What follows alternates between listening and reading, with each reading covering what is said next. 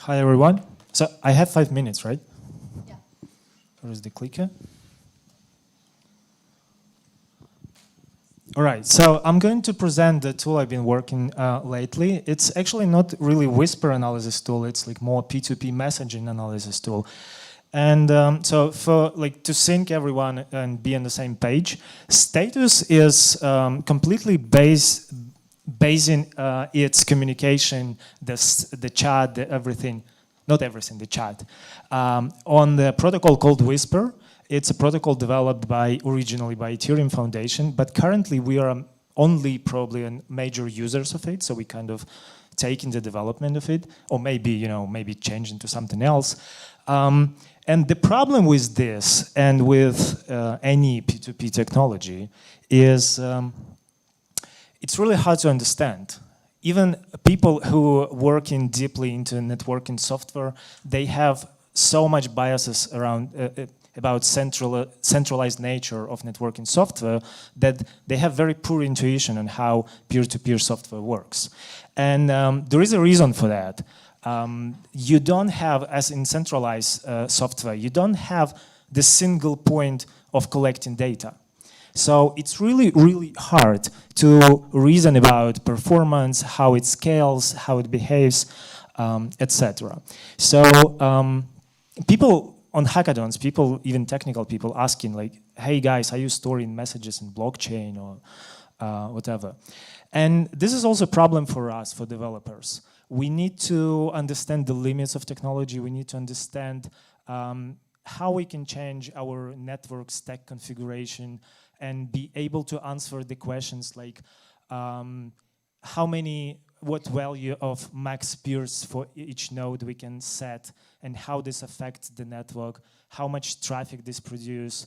There are a bunch of questions that we don't have easy way to answer. So this is both the problem for us developers and problem for general public, like for users, for educate, like from educational perspective. This is really hard topic to educate on. So my take on this problem was to build the simulation framework that we can plug in the real code, the code that is used in status,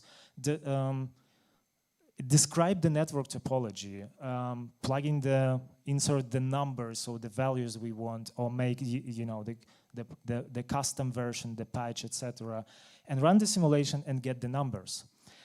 So the idea is kind of simple. You have, first part is defining the network. It could be any standard graph software that generates network. It could be real data pulled from our cluster or from anything else, from papers on network topology. Then you feed this data into the simulation framework. You run the code at any scale you can. Technically, this is one of the limitations. Then you run statistics analysis on it. And then you feed it into visualization and animation tool or whatever. So, and visualization part is also important because it should allow people to play with it, like to build intuition, to have some visual mental representation of that. So my first attempt looked like this. I tried to pitch it to some people, but it was just a bunch of command line tools where you need to copy input and output between them and really understand what it does mean. So it didn't really work. And I realized that in order to show it to the maximum people as possible, we should move it to the browser, because currently the web is a kind of platform that allows you to achieve maximum amount of people. So I moved those components in the browser, and the heaviest component, which probably will require to scale up some real clusters, and moved to the backend.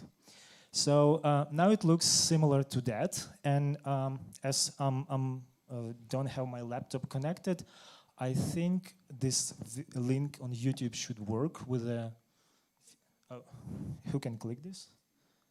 No, it's okay to click.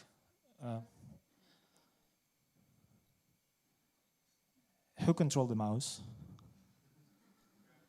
Can you click this, please? And run into full screen.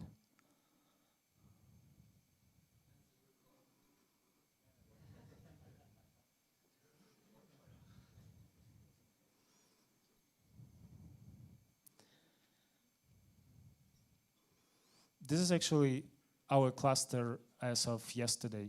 And so you can, there are some presets of networks. This is custom, very simple networks.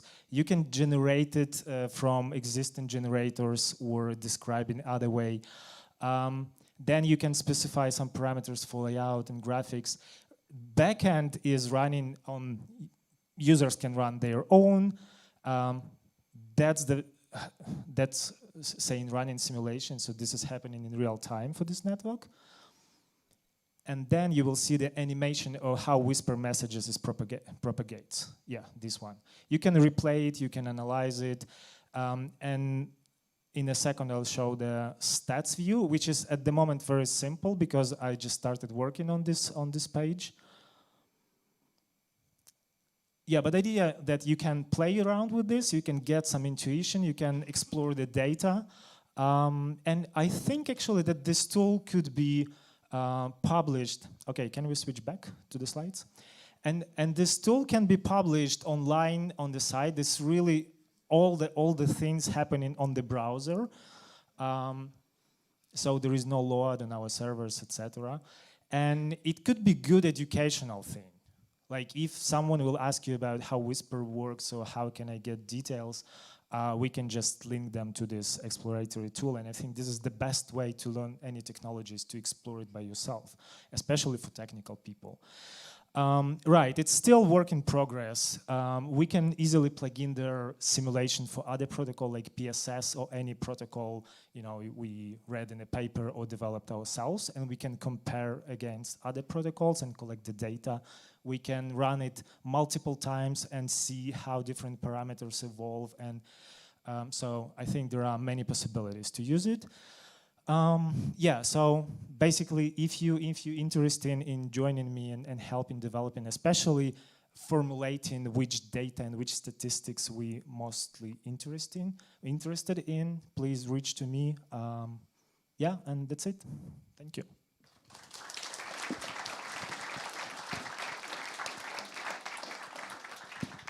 Okay, next we have